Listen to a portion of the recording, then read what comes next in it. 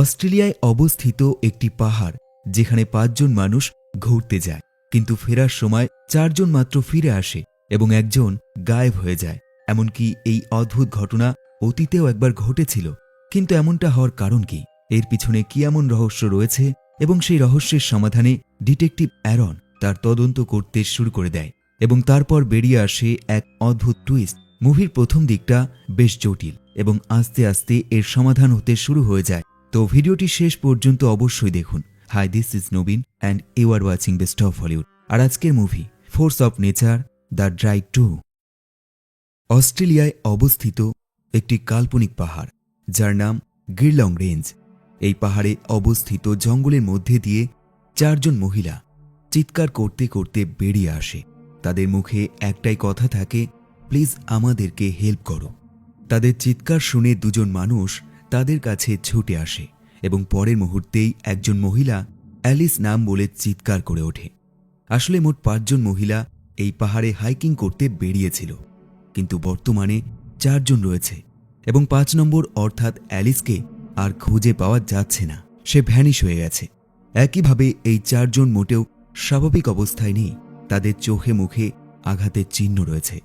মুভির সিন এখান থেকে শিফট হয়ে যায় এবং ঠিক 3 দিন পর মেলবোর্নে বসবাসকারী একজন ফেডারেল ইনভেস্টিগেটর যার নাম অ্যারন ফক, তার কাছে একটি কল আসে।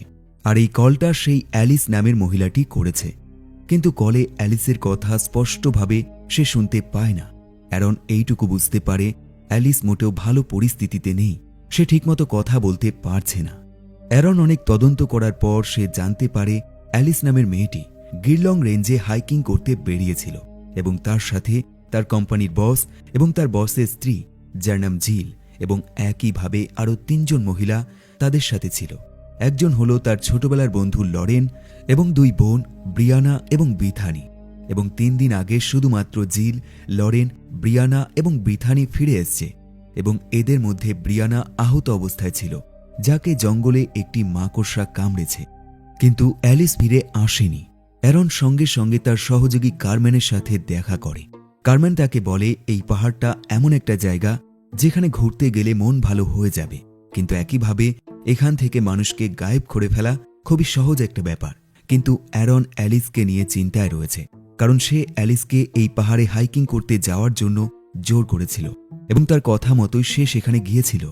অ্যারন গিরলং রেঞ্জটাকে ভালোভাবে চেনে, কারণ সে যখন ছোট ছিল এবং তার ফ্যামিলির সাথে সে এই পাহাড়ে ঘুরতে বেরিয়েছিল। কিন্তু অদ্ভুত ব্যাপার, তার মাও ঠিক এমনভাবেই গায়েব হয়ে গিয়েছিল।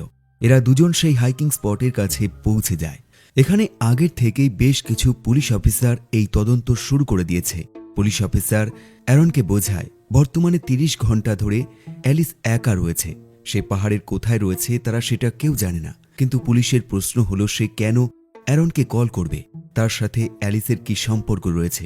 তখন অ্যারন তাকে সত্যিটা জানিয়ে দেয়। সে বলে অ্যালিস যেই কোম্পানিতে কাজ করেছে সেই কোম্পানিতে কিছু বেআইনি কাজ চলছিল, আর এই কারণে সেটা তদন্ত করার জন্য সে অ্যালিসের সাহায্য নিয়েছে এবং তাকে ইচ্ছে করেই এই হাইকিং করতে পাঠিয়েছিল। আর এখানে ফ্ল্যাশব্যাকে আমাদেরকে দেখানো হয় কিভাবে অ্যারন অ্যালিসকে বুঝিয়েছিল সে যেন সেই কোম্পানির প্রত্যেকটা ডকুমেন্ট একটি পেন ড্রাইভে আপলোড করে নিয়ে আসে।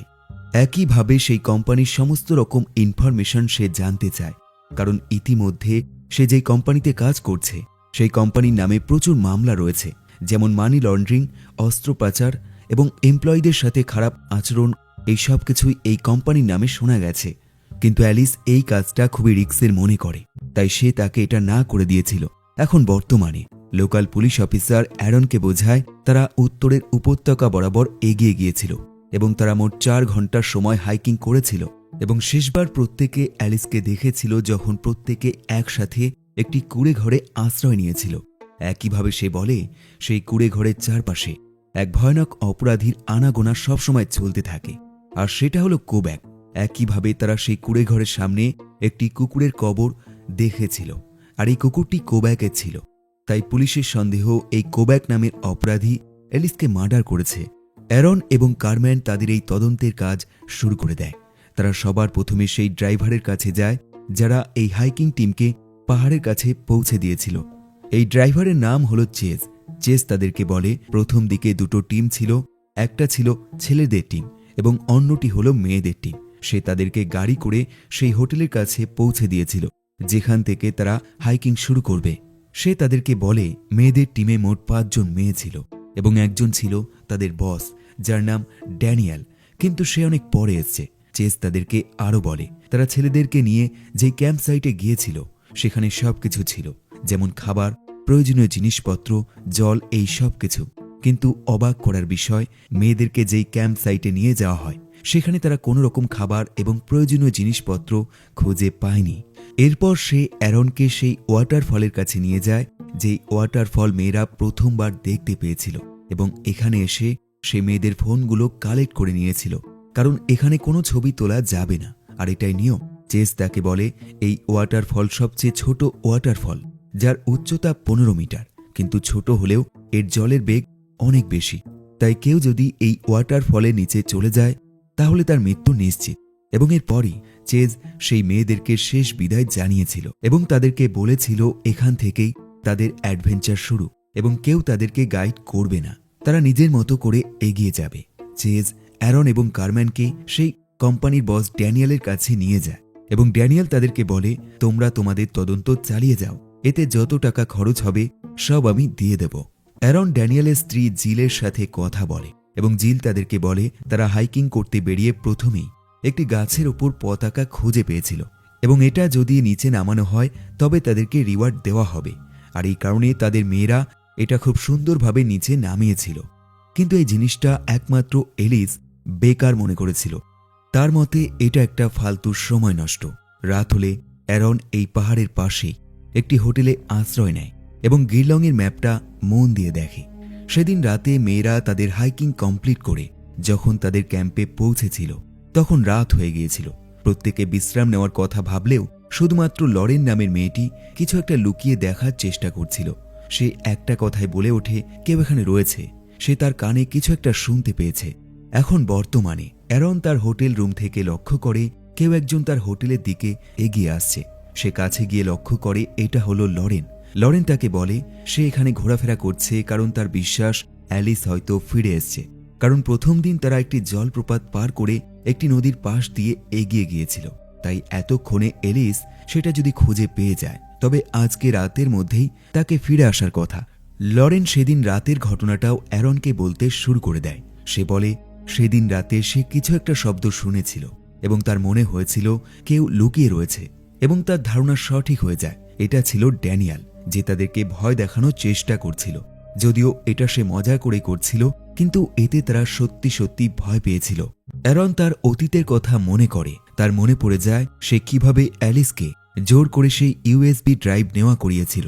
প্রথম দিকে অ্যালিস সেটা নিতে চাইছিল না, কিন্তু সে তাকে ধমকি দিয়েছিল সে যদি তার হয়ে কাজ না করে তবে সে তার মেয়েকে কিডন্যাপ করবে। তাই বাধ্য হয়ে অ্যালিস সেই ইউএসবি ড্রাইভ নিয়েছিল এবং তাকে হেল্প করার জন্য রাজি হয়েছিল।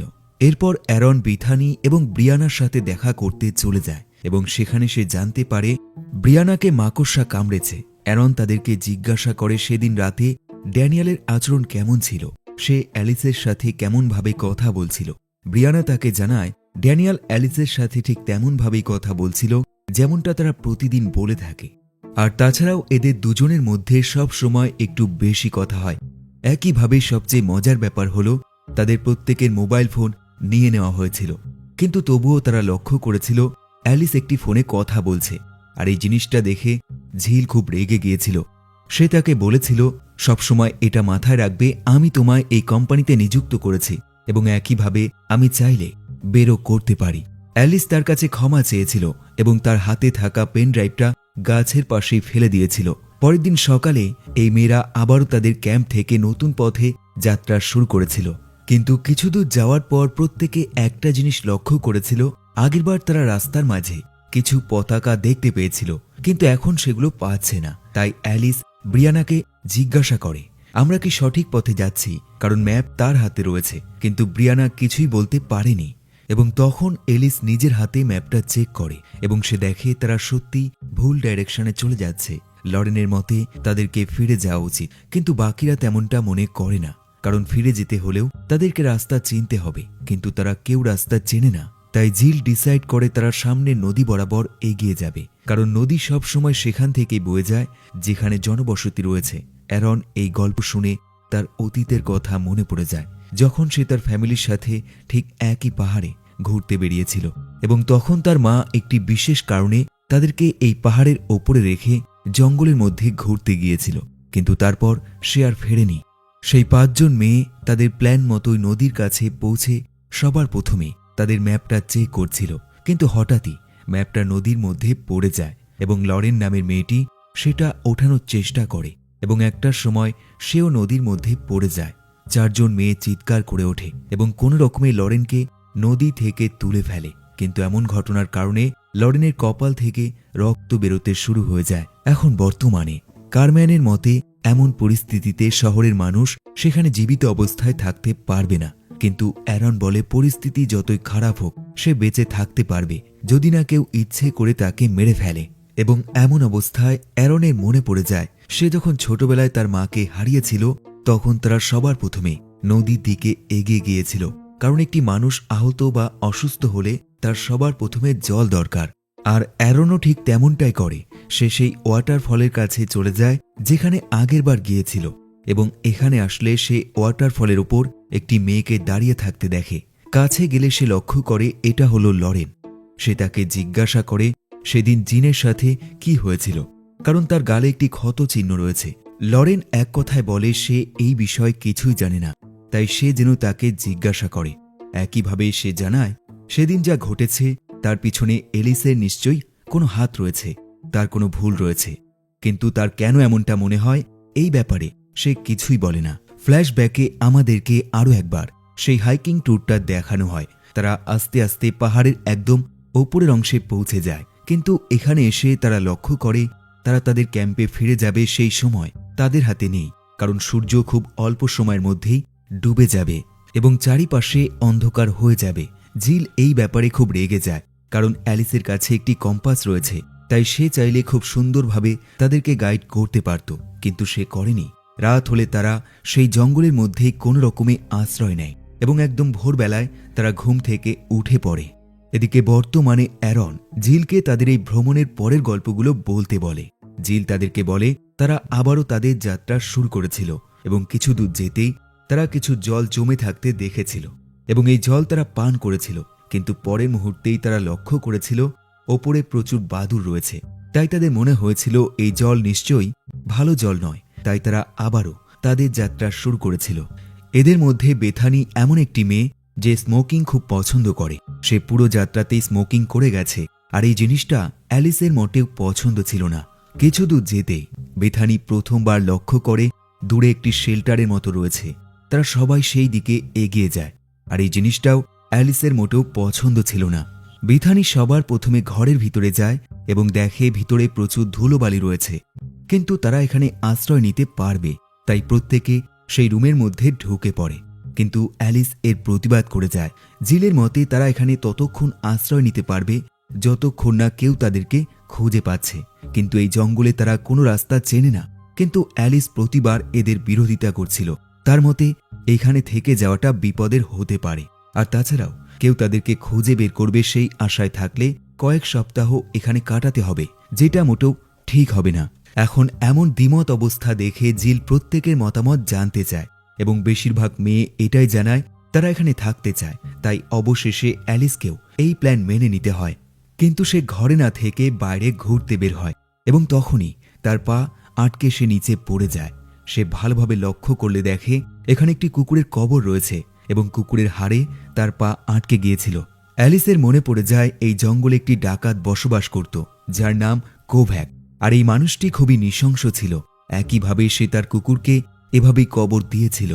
অ্যালিস প্রত্যেককে সতর্ক করে দেয়, কিন্তু প্রত্যেকে অ্যালিসের ওপর খুব রেগে যায়, কারণ সে ডাকাতের খবর অনেক আগে শোনা গিয়েছিল এবং এতদিনে হয়তো সে জেলে রয়েছে নয়তো মরে গেছে। তাই প্রত্যেকের মনে হয় অ্যালিস তাদেরকে ভয় দেখানোর চেষ্টা করছে যাতে তারা এখানে না থাকে। অ্যালিস বেশ একা পড়ে যায়। সে লক্ষ্য করে এখানে আরও একটি কবর রয়েছে, কিন্তু সে সেটা তদন্ত করে দেখে না। এখন বর্তমানে অ্যারন সেই পুলিশ অফিসারের কাছে পৌঁছায় যারা বর্তমানে তদন্ত করছে এবং তাকে জানায় অ্যালিস সেখানে আরও একটি কবর খুঁজে পেয়েছিল, কিন্তু তার মধ্যে কি রয়েছে সেটা তারা জানে না। তাই তারা যেন দ্রুততার সাথে তাদের তদন্ত কমপ্লিট করে, কিন্তু পুলিশ অফিসার তার কথায় কোনো রকম গুরুত্ব দেয় না। অ্যারন এবার বেথানিকে এই ব্যাপারে প্রশ্ন করে এবং মেয়েটি জানায় তারা সেদিন সেই শেল্টারের মধ্যেই আশ্রয় নিয়েছিল এবং সেখানে তারা আগুন জ্বালিয়ে রাতে একসাথে গল্প করছিল। কিন্তু প্রতিটা কথা, প্রতিটা গল্পে সবাই অ্যালিসকে নিয়ে মজা করছিল। এক কথায় বলতে গেলে সবাই অ্যালিসের বিরুদ্ধে ছিল। অ্যারন প্রত্যেকটা মেয়েকে একটি ঘরের মধ্যে নিয়ে আসে এবং তাদেরকে একটা কথাই বলে, তারা যেন কোনো কিছু লুকিয়ে না রাখে।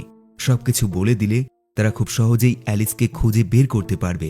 আর তাছাড়াও তাদের কাছে খুব বেশি সময় নেই, কারণ খুব তাড়াতাড়ি এখানে ঝড় শুরু হয়ে যাবে এবং তারা আর তদন্ত করতে পারবে না। এখন ব্রিয়ানা তাকে বলে সেদিন রাতে সে টর্চের আলো জ্বালিয়ে রাখার কারণে অ্যালিসের সাথে ঝামেলা শুরু হয়েছিল, কারণ তার মতে ফালতু টর্চের আলো জ্বালিয়ে ব্যাটারি নষ্ট করা ঠিক নয়, কারণ এটা অনেক দরকার হবে। এমনকি এরপর এই ঝামেলা শেষ হলে অ্যালিস তাদেরকে বলেছিল পরের দিন সকালে সে এখান থেকে চলে যাবে, সে আর এখানে থাকবে না। এটা বলার পর সে কাঁদতে শুরু করেছিল। এখন এই কথাবার্তার মধ্যে ঘরে অ্যালিসের মেয়ে মার্গারেট চলে আসে এবং তার বিশ্বাস এই হারিয়ে যাওয়ার পেছনে অ্যারন নামের মানুষটির হাত রয়েছে, কারণ সে অনেক আগেই তাকে তার মায়ের সাথে দেখেছিল। কিন্তু অ্যারন তাকে বোঝায় সে এই কেসের তদন্ত করছে। এরপর অ্যারন অ্যালিসের ফোন কলের হিস্ট্রি চেক করে এবং সে জানতে পারে সে তাকে অনেকবার কল করার চেষ্টা করেছিল। অ্যারনের সহযোগী কারম্যান অ্যারনকে এই কেসে এত আগ্রহী দেখে সে তাকে প্রশ্ন করে এবং জিজ্ঞাসা করে সে এমন আগ্রহ কেন দেখাচ্ছে। তখন অ্যারন তাকে বোঝায় এই কেসটা খুবই গুরুত্বপূর্ণ, কারণ এই কেসটা ঠিক তার মায়ের কেসের মতো, তাই দেরি হলে তারা আর অ্যালিসকে খুঁজে পাবে না। পরের দিন সকাল হলে অ্যারন জানতে পারে কয়েক ঘন্টার মধ্যেই সেই ঝড় শুরু হতে চলেছে, তাই পুলিশ অফিসার তাদের তদন্ত এখানেই বন্ধ করতে যাচ্ছে। অ্যারন সঙ্গে সঙ্গে তাদেরকে বোঝায় এবং এমনটা করতে মানা করে। সে বলে তাদেরকে যে করেই হোক অ্যালিসকে খুঁজে বের করতে হবে। সে পুলিশকে জিজ্ঞাসা করে তারা এমন কোথাও গিয়েছিল যেখানে প্রচুর বাদুড় রয়েছে, কারণ সেই জায়গাটায় তাকে যেতে হবে। পুলিশ অফিসার তাকে সেই জায়গায় নিয়ে যাওয়ার জন্য রাজি হয়ে যায়। অ্যারন তার ড্রাইভারের সাথে সেই পাহাড়ের উদ্দেশ্যে বেরিয়ে পড়ে এবং কিছু সময় কেটে যাওয়ার পর তারা দুজন সেই জায়গায় পৌঁছে যায় যেখানে প্রচুর বাদুড় রয়েছে এবং আস্তে আস্তে সেই শেল্টারের কাছেও পৌঁছে যায় যেখানে এই 5 জন মেয়ে আশ্রয় নিয়েছিল। অ্যারন দূরে একটি কবর দেখতে পায়। সে চারিপাশটা ভালোভাবে খোঁজে এবং কিছুক্ষণ পরই সে কিছুটা দূরে অ্যালিসের মৃতদেহ খুঁজে পায়। সে বেশ হতাশ হয়ে যায়, এটা ভেবে যে সে অ্যালিসকে বাঁচাতে পারেনি, কিন্তু তার মৃত্যু কিভাবে হলো এই ব্যাপারে তাকে এখনও তদন্ত করতে হবে। অ্যারনের অতীতের কথা মনে পড়ে যায়, যখন সে তার মাকে খুঁজতে ঠিক একই জঙ্গলে এসছিল এবং তার মাকে তারা আহত অবস্থায় খুঁজে পেয়েছিল। এখন বর্তমানে অ্যারন এই জঙ্গলে দাঁড়িয়ে তার ফ্লেয়ার গান দিয়ে আকাশে ফায়ার করে এবং এই আলো সেই হোটেল থেকে কারম্যান লক্ষ্য করে। সে বুঝতে পেরে যায় তাদের মিশন কমপ্লিট হয়েছে, অর্থাৎ অ্যালিসকে খুঁজে পেয়েছে। অ্যারন হোটেলে ফিরে সবার প্রথমে বেথানি এবং ব্রিয়ানার সাথে দেখা করে এবং তাদের কাছে জানতে চায় সেদিন রাতে ঝামেলার পর কি হয়েছিল। বেথানি তাদেরকে বলে সেদিন রাতে তারা ঘুমিয়ে পড়ার পর অ্যালিস লুকিয়ে মাঝরাতেই বাইরে বেরিয়েছিল এবং তার কিছুক্ষণ পর তারও ঘুম ভেঙেছিল এবং সেও বাইরে বেরিয়েছিল, কিন্তু সে কিছুই খুঁজে পায়নি। ব্রিয়ানা জানায় ঠিক তার পরে সেও বাইরে বেরিয়েছিল এবং তখন সকাল হয়েছিল এবং সে কিছুটা এগিয়ে যেতেই অ্যালিসের মৃতদেহ খুঁজে পেয়েছিল এবং সে সেটা টেনে সরানোর চেষ্টা করেছিল, কিন্তু তখনই তার হাতে একটি মাকড়সা কামড়ে দেয় এবং সে ব্যথায় চিৎকার করে ওঠে। এখন বর্তমানে বেথানি ব্রিয়ানাকে জিজ্ঞাসা করে তুমি কেন মৃতদেহটা সরানোর চেষ্টা করবে? তখন সে তাকে বলে আমি তোমাকে বাঁচানোর জন্য এটা করেছি, কারণ আগের দিন রাতে তোমার সাথে তার ঝামেলা হয়েছিল, তাই প্রত্যেকে এটাই বিশ্বাস করবে তুমি সকালে উঠে তাকে মেরে ফেলেছিলে। এদিকে মার্গারেট জানতে পেরে যায় তার মা আর বেঁচে নেই, আর এই কথা শুনে সে কাঁদতে শুরু করে দেয় এবং কিছুক্ষণের মধ্যেই লরেনের মেয়ে রেবেকা এখানে চলে আসে এবং সেও কান্নাকাটি করতে শুরু করে দেয়, কারণ সে তার মাকে খুঁজে পাচ্ছে না। অ্যারন বুঝতে পেরে যায় লরেনের সাথে কি হয়েছে। সে সঙ্গে সঙ্গে আবারও জঙ্গলে চলে যায় এবং সেই ঝর্ণার কাছে চলে যায় এবং দেখে লরেন সেখানে দাঁড়িয়ে রয়েছে। আসলে বেঁচে থাকা 4 জন মেয়ের মনেই এখন আফসোস রয়েছে যে তারা অ্যালিসের সাথে মোটেও ভালো ব্যবহার করেনি। ঠিক তেমন ভাবেই লরেন অ্যারনকে বলে সেদিন সকালে সেও সবার আগে ঘুম থেকে উঠেছিল এবং সে লক্ষ্য করেছিল অ্যালিস ফোনে কারোর সাথে কথা বলছে। তার এবং অ্যালিসের মধ্যে কখনোই ভালো সম্পর্ক ছিল না, কারণ অ্যালিসের মেয়ে মার্গারেট এবং তার মেয়ে রেবেকা একই স্কুলে পড়ত এবং এদের দুজনের মধ্যে সব সময় ঝামেলা লেগে থাকত, কারণ সব সময় তার মেয়েকে খ্যাপাতো। কিন্তু এলিস এই ব্যাপারে কোনো পদক্ষেপ নেয়নি, আর এই কারণে তাদের মধ্যে সেদিন সকালে ঝামেলা তৈরি হয়েছিল এবং সে একটি জোরে ধাক্কা মেরেছিল, কিন্তু দুঃখজনকভাবে সে একটি পাথরে গিয়ে আছড়ে পড়ে। এলিস তখনও জীবিত অবস্থায় ছিল এবং লরেন তাকে কথা দেয় সে কখনোই বলবে না সে এখান থেকে চলে গেছে, এবং এখান থেকেই তার প্রতি তার মায়ার সৃষ্টি হয়। তাই বর্তমানে লরেন এখন নিজেকে মেরে ফেলতে চায়। সে সেই ওয়াটারফলের ওপর থেকে লাফ দিতে চায়, কিন্তু অ্যারন তাকে বোঝায় তার একটি মেয়ে রয়েছে এবং তাকে বেঁচে থাকতে হবে, আর এই বলে সে তাকে বুঝিয়েও ফেলে। কিন্তু তখনই পা পিছলে লরেন নিচে পড়ে যায়। অ্যারন সঙ্গে সঙ্গে লাফ দেয় এবং তাকে রক্ষা করার চেষ্টা করে, এবং অবশেষে সে তাকে রক্ষা করেও ফেলে। অ্যারন হোটেলে ফিরলে লক্ষ্য করে সেই কোম্পানির মালিক ড্যানিয়েল তার জন্য অপেক্ষা করছে, এবং সে উল্টো অ্যারনকেই কথা শোনাতে শুরু করে দেয়। সে বলে, তোমার কারণেই আজ এলিস এরকম বিপদে পড়েছে, কারণ তুমি আমার কোম্পানির ব্যাপারে তদন্ত করার জন্য তাকে এখানে পাঠিয়েছিলে, এবং সে জোরপূর্বক এই হাইকিংয়ে গিয়েছিল, যার ফলে তার মৃত্যু হয়ে গেছে। অ্যারন একদম চুপ থাকে, কারণ তার কাছে কোনো প্রমাণ নেই যে সে এটা প্রমাণ করবে ড্যানিয়েল তার কোম্পানিতে কিভাবে 2 নম্বরই কাজ করেছে। এরপর ড্যানিয়েল চলে যেতেই বেথানি অ্যারনকে একটি পেন ড্রাইভ ধরিয়ে দেয় এবং বলে সেদিন সে এই পেন ড্রাইভটা একটি গাছের পাশে খুঁজে পেয়েছিল, এবং এটা একটা সময় এলিসের কাছে ছিল। আর এই ড্রাইভে সেই সব তথ্য রয়েছে যার সাহায্যে এটা প্রমাণ হয়ে যাবে ড্যানিয়েল কিভাবে তার কোম্পানিতে 2 নম্বরই কাজ করেছে, এবং সে কিভাবে মানুষকে বোকা বানিয়েছে। কারণ অ্যালিস তার দেওয়া মিশন কমপ্লিট করার পরই তাকে ফোন করেছিল, কিন্তু দুঃখজনকভাবে সে সবকিছু জানাতে পারেনি এবং তার আগেই মৃত্যু হয়ে গেছে। কারম্যান এই পেন ড্রাইভটা নিয়ে নেয় এবং ড্যানিয়েলকে জেলে পাঠানোর সমস্ত রকম দায়িত্ব সে নিজের ওপর নিয়ে নেয়। এদিকে অ্যারন আরও একবার সেই পাহাড়ে চলে যায় এবং ম্যাপ ব্যবহার করে সেই জায়গায় চলে যায় যেখান থেকে তার মা হারিয়ে গিয়েছিল, এবং পুরনো স্মৃতিগুলো সে আরও একবার অনুভব করতে শুরু করে দেয়, কারণ অ্যারন অতীতের কথা মনে করতে বেশ ভালোবাসে। আর এই মুভিটা এখানেই শেষ হয়ে যায়। এখন একটা প্রশ্ন রয়ে গেল, আর সেটা হলো অ্যারনের মা হঠাৎ করে ভ্যানিশ হয়ে যাওয়ার পর তাকে আহত অবস্থায় খুঁজে পাওয়া যায়, কিন্তু সে আহত কিভাবে হয়েছিল? আসলে সে নিজেকে ফ্রেশ করার জন্য পাহাড়ের একদম ঢালে চলে গিয়েছিল, এবং সেখান থেকেই তার পা পিছলে সে নিচে পড়ে যায় এবং তারপরই সে আহত হয়ে যায়। তো কমেন্ট করে অবশ্যই জানাবেন আপনার মতামত। আবার দেখা হবে নতুন একটি গল্পের সাথে। দেখতে থাকুন বেস্ট অফ হলিউড।